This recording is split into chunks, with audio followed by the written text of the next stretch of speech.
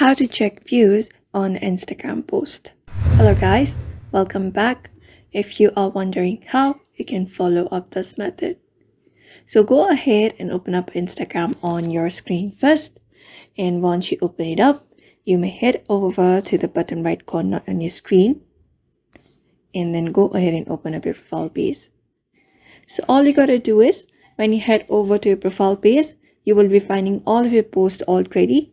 You can easily find the views on the post. When you head over to the post, you should be finding this eye icon, which is the number of views. So for example, on my first post, I have 7, second 13, and third 11.